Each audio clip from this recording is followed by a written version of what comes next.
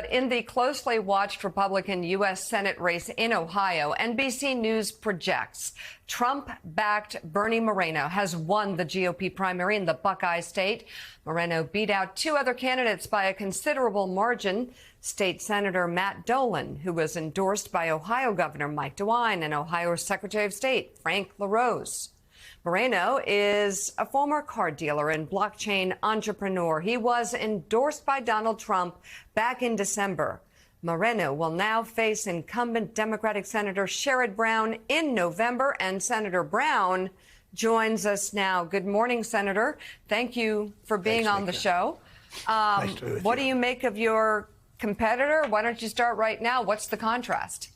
Well, the contrast is pretty clear. I mean, my record, as Claire knows, is to reach across the aisle and get things done, whether it was the PACT Act, whether it was the CHIPS Act, whether it's fighting fentanyl at the border and keeping sanctioning China and Mexico and keeping this stuff out of our country and off our streets. And my opponent has always looked out for himself. He's even said he's not going to work with people whom he disagrees with in Washington, which means he's not fighting for Ohio. He's not representing Ohio. And I think the best example of that is even though Ohio strongly, decisively, importantly passed abortion rights constitutional amendment by 13 points last fall, my opponent continues to say that we should have a national abortion ban. No exceptions for rape, no exceptions for life of the mother.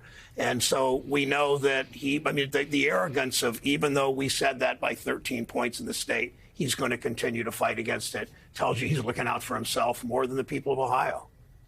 Claire McCaskill, jump in. Okay, first, Sherrod, I've got to tell you, you look really nice this morning. I don't know if Connie had a hand in your hair is Connie combed, your tie is all neat. This is not the Sherrod Brown that has sometimes wandered the halls of the United States Senate. So first, that. Second, I just got a haircut, so give me a break, Claire. There you go. There you go. There you go. Thank you. Much more importantly, let's talk about Dolan's votes. Let's talk about Mike DeWine and Rob Portman going for Dolan. And I think our listeners ought to know that these two guys that finished 1 and 2, I think combined, would they spend 40, 50 million of their own money trying to get this nomination? We're talking about two wealthy men who banged around, one with DeWine and Portman, and the other with Trump. What do those Dolan voters do? Do you have a chance at getting those Dolan voters?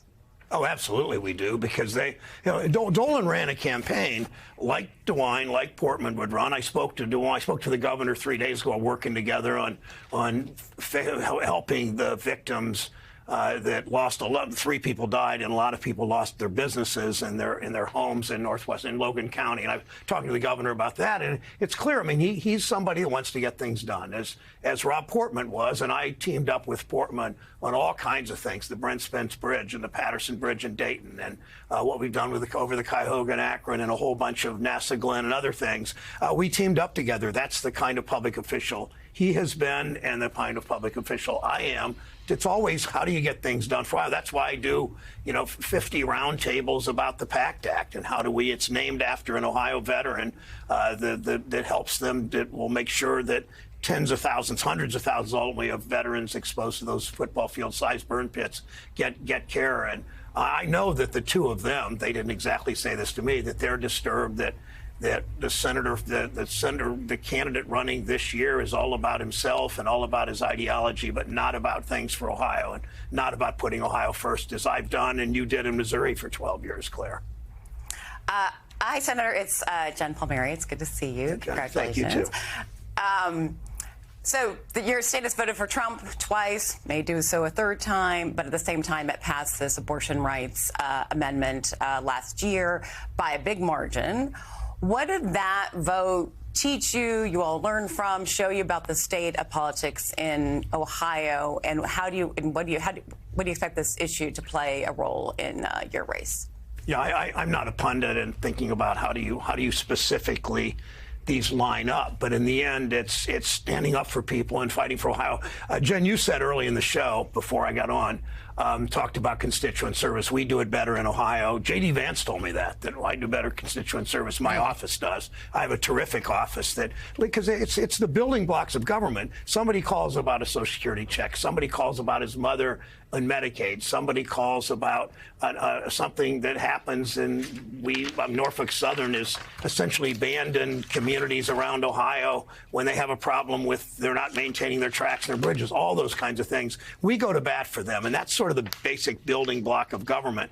That's why we win. I mean, we figure out what kind of problems do you have. It might be an individual Medicaid situation or Medicare situation. It might be a tax issue. We got to call IRS. But you also look at a community.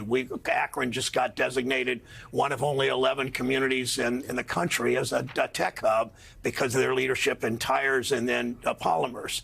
We just had an announcement today. The only one of its kind, the only chip factory that's being built east of the Mississippi, a big investment from the federal government. We announced it this morning with the Department of Commerce. We're doing things, whether it's one person at a time or whether it's communities or the whole state. If you do the kinds of outreach around the state, I said 40-some roundtables on the PACT Act. I've done probably 500 around the state, and I learned things. That's where I got the idea with the PACT Act. That's where I got the idea on the pension issue. All those things you fight for, and that's my view of government, and that's why I'm going to win. Because you contrast that with a guy that's just out for himself and wants to override the state's decisive vote on abortion rights, thinking politicians should do it and not women and their doctors. It's pretty clear who wins in the end. Democratic Senator Sherrod Brown with a hat tip to Connie of Ohio. Thank you very much for being on this morning. Thanks always. All Thanks. right.